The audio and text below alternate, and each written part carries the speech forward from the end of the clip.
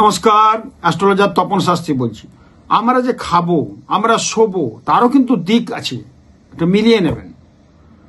আমরা দক্ষিণমুখে যদি আহার করি, সেটাকে বলছে কুল নাশ হয়, পরিবারের মধ্যে ঝগড়া অশান্তি কলহ লেগে যায়। বলছে পথে চলতে চলতে যদি খাবার খায়, এটা কিন্তু ভালো না, দারিদ্রতা নেমে আসে, আপনার টাকা পয়সা খোয়া যাবে, টাকা পয়সা হারিয়ে যাবে। রাস্তায় যেতে যেতে খাচ্ছেন, ঠিক না, দাঁড়িয়ে খান।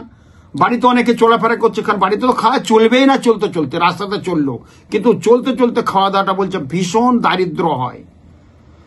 এবং বলছে পূর্বমুখে বসে আহার করলে বলছে পাণ্ডিত্য, সর্ব আহারের মুখ হচ্ছে পূর্ব দিকে আহার করবেন। সবাই যা কিছু খাবেন পূর্ব মুখে মুখ করে খাবেন, দেখবেন ভালো হবে। উত্তর মুখে বসে আহার করলে বলছে সব জিনিসের সিদ্ধি লাভ হয়।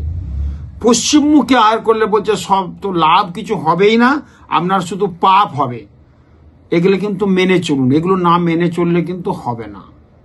অবশ্যই কিন্তু এই কাজগুলো করলে আপনারা ভালো থাকবেন, ভালো হবে, মিলিয়ে নেবেন।